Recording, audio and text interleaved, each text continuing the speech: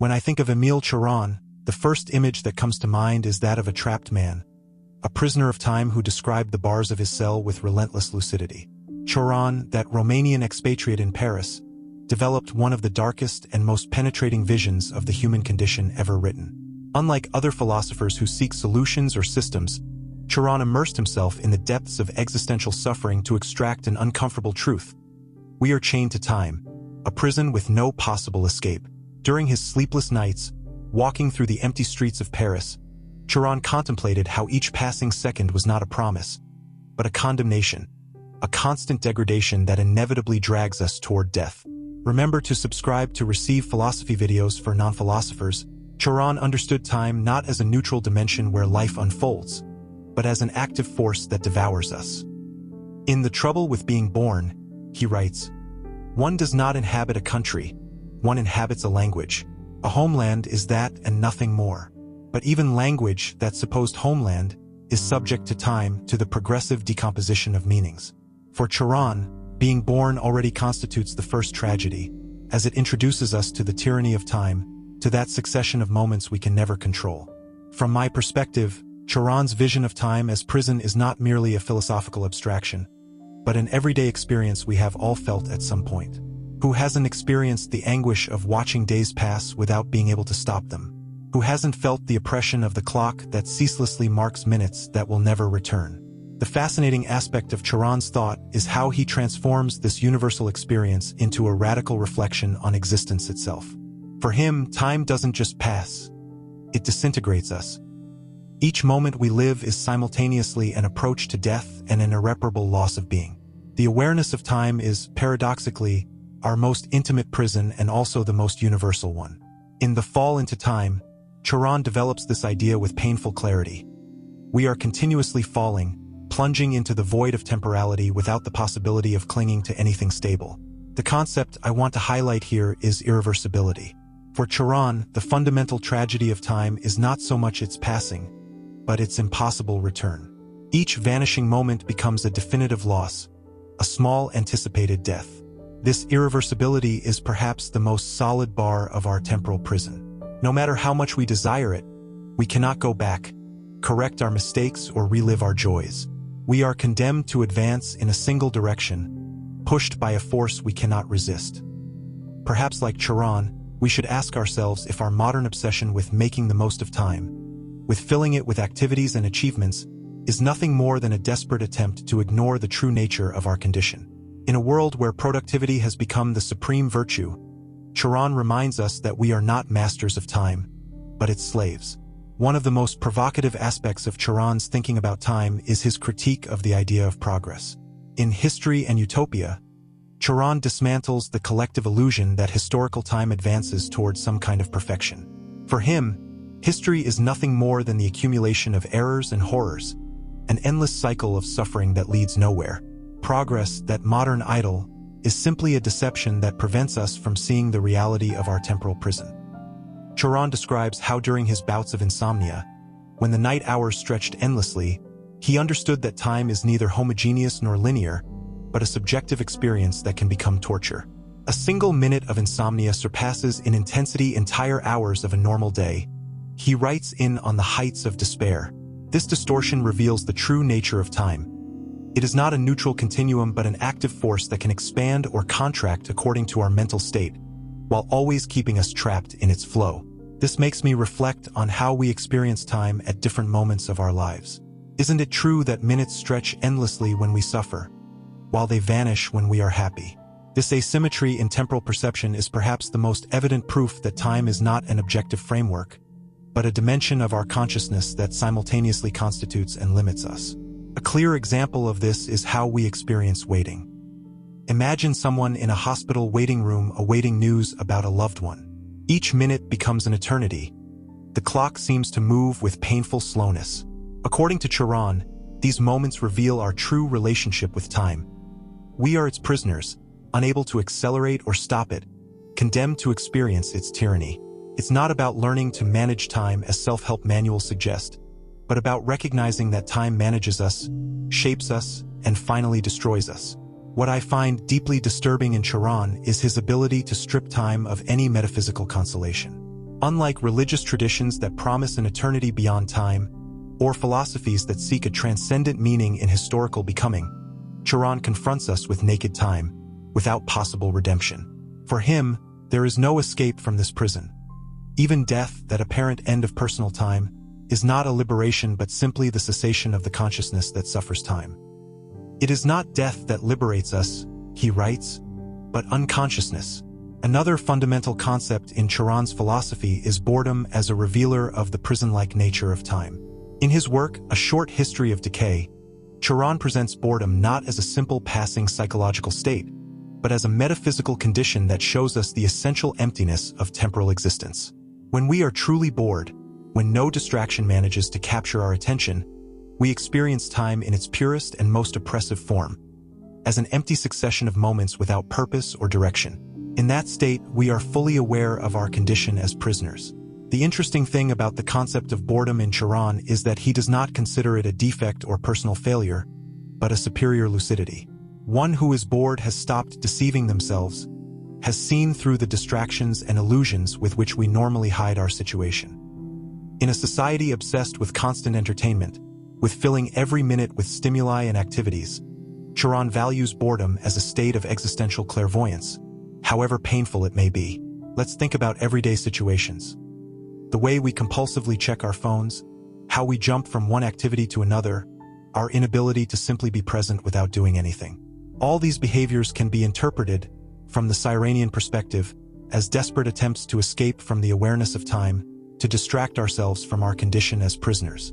In a world saturated with entertainment and novelties, Cioran invites us to consider whether all this agitation is nothing more than an elaborate mechanism of evasion. From my perspective, this idea is deeply provocative because it questions precisely what our culture values: constant activity, the full life understood as an accumulation of experiences. Boredom, which we so fear and avoid, could actually be a window to the truth of our condition. But there is also an implicit challenge in this vision: how to live with the awareness of our temporal prison without falling into absolute despair. Cioran does not offer easy solutions. His proposal is rather to learn to inhabit this prison with lucidity, without the consoling illusions offered by society or religion. For Cioran, the only possible dignity in the face of time prison is lucidity, the courage to look directly at our condition without blinking. He does not propose escaping from time, he knows it's impossible, but developing a form of consciousness that, paradoxically, allows us a certain freedom within the prison. This lucidity implies rejecting false consolations, the myths of progress, happiness, or salvation, to embrace what he calls unmasked thought. The fourth key concept in Cioran's philosophy about time is what we might call the tyranny of the future. For Cioran, we live subjugated not only to the inexorable passage of time, but also to its imaginary projection, the future. In The Temptation to Exist, he writes that we are tyrannized by the future, but also by the past. The only way to free ourselves from both would be to reduce time to the only dimension that truly belongs to us: the instant. However, even the instant escapes us. The moment we try to capture it, it has already become past. This impossibility of fully inhabiting the present is another of the bars of our temporal prison. We are always divided between the nostalgia for the past and anxiety about the future, unable to experience the now as a full reality. For Cioran, this fragmentation of consciousness in temporal dimensions is a form of existential alienation, a separation from being that condemns us to always live outside ourselves.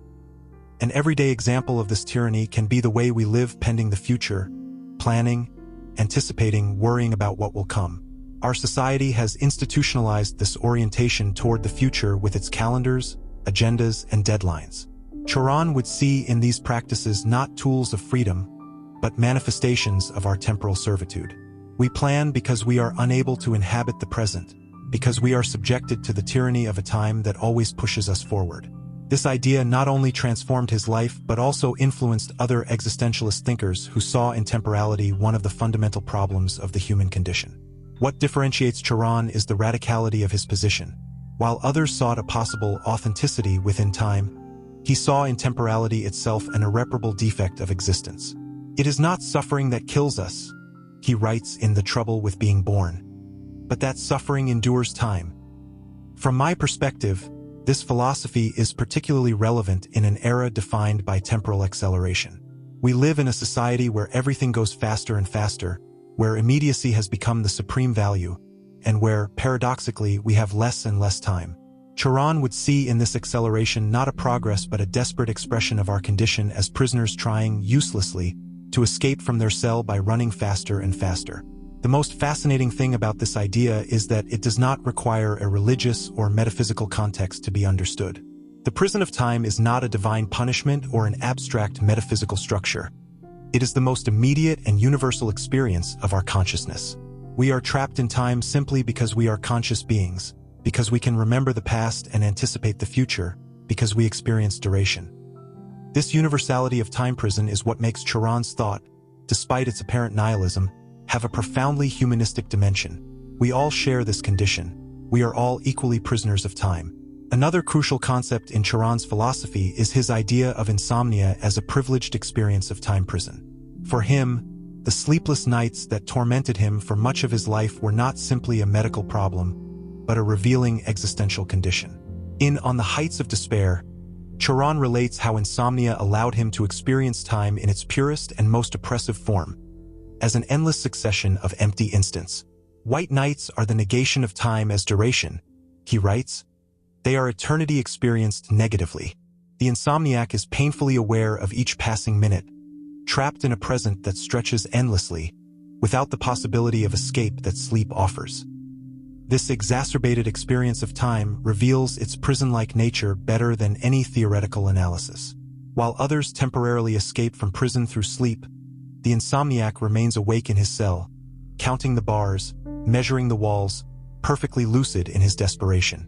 In everyday life, this concept can manifest in those moments of nocturnal wakefulness that we have all experienced at some point, when thoughts spin incessantly and each minute seems to contain an eternity of anguish. Insomnia, in the Cyranian sense, is not just the inability to sleep, but the inability to escape from the awareness of time, from that inexorable flow that drags us along. Without insomnia, he writes in The Evil Demiurge, I would never have understood the vanity of philosophy or the substantiality of nothingness. For me, the most interesting thing about this idea is that it turns an experience normally considered negative into a source of existential knowledge. Insomnia does not eliminate the suffering of time, but it gives it a revelatory, almost mystical dimension in its intensity. The insomniac suffers more than others, but also sees more, better understands the human condition precisely because he experiences its most painful aspect with greater clarity. Cioran invites us to reflect on how we face our own periods of insomnia. Do we treat them simply as a problem to be solved with medications or relaxation techniques? Or can we find in them an opportunity to more deeply understand our relationship with time? For him, insomnia was not just an affliction but also a privilege, a painful but valuable lucidity. Insomnia is a form of genius, he comes to affirm, suggesting that there is a special knowledge reserved for those who remain awake while the world sleeps. Another fascinating aspect of Cioran's thinking about time as prison is his analysis of nostalgia. Unlike many philosophers who see in memory a way to transcend time or give continuity to our identity, Cioran considers nostalgia as a particularly painful way of experiencing our temporal prison. Nostalgia is not a consolation but an additional torture. It makes us aware of what we have irremediably lost and the impossibility of recovering it. In The Fall into Time, he writes, Nostalgia is the presence of the past, not as a memory but as a wound. For Cioran, remembering intensely is to suffer doubly, for the loss itself and for the awareness that no effort can ever recover what was lost. This vision of memory contrasts radically with more optimistic conceptions that see in remembrance a form of preservation or meaning. For him, memory is another of the mechanisms that keep us chained to time, making us continuously experience the irreversibility that constitutes its essence. An example of this conception of nostalgia can be something as simple as contemplating old photographs or visiting places from our childhood. These experiences, which are usually considered bittersweet but comforting, would be for Cioran manifestations of our temporal tragedy. Desperate attempts to cling to what no longer exists, to deny the reality of time that devours everything. Nostalgia does not really connect us with the past. It only makes us more aware of its definitive loss. From my point of view, this idea is a constant challenge to our cultural tendency to romanticize nostalgia, to see it as a noble or poetic feeling. Cioran forces us to consider whether our attachment to the past is not actually a form of denial, a refusal to accept the relentless nature of time. True lucidity, he suggests, would consist in recognizing that each lived moment is irremediably lost, that there is no possible return or consolation in remembrance. Nostalgia, according to Cioran, not only reflects our temporal prison but reinforces it, binding us with emotional ties to moments that no longer exist except as ghosts in our memory. In this sense, nostalgia is a way of keeping the wound of time alive, of constantly experiencing its destructive power. To remember, he writes in Syllogisms of Bitterness, is to protest against the flow of time. Cioran concludes his analysis of time as prison with a vision that, although seemingly desolate, contains a strange form of liberation. If we are irremediably trapped in time, if there is no possible escape or redemption at the end of the road, then perhaps the only freedom consists in fully accepting this condition, in embracing our temporality without consoling illusions. In The Temptation to Exist, he suggests that only he who has understood the illusion of freedom is free. This paradox summarizes his position. True freedom does not consist in escaping from time, something impossible, but in understanding the nature of our prison. For Cioran, this understanding does not necessarily lead to absolute despair. There are flashes in his work of what we might call a wisdom of disillusion, a way of being in the world that, having abandoned all false hopes, finds a certain peace in lucidity itself. In The Trouble with Being Born, he expresses that his awakening to the reality of time was not a moment of absolute clarity, but a gradual process of disenchantment. By abandoning the usual distractions and consolations, he discovered that the only possible dignity resided in the lucid awareness of our condition. These reflections, which many might consider too somber, were for Cioran the very essence of an honest philosophy. Unlike philosophical systems that promise solutions or definitive answers, his thought invites us to look directly at what he considered the fundamental truth of existence. We are temporal, finite beings, condemned to experience time as a prison from which only death, or more precisely, the extinction of consciousness, will liberate us. From my point of view, the most valuable aspect of his philosophy is that it does not require us to build elaborate metaphysical systems or adopt supernatural beliefs. Cioran invites us to start from the most immediate and universal experience, our experience of time. His radicality consists precisely in refusing to sweeten this experience, in exposing it in all its rawness without the usual palliatives of religion, morality, or philosophical optimism. What could be more honest than recognizing that time devours us, that each lost moment is lost forever, that we advance inexorably toward our end?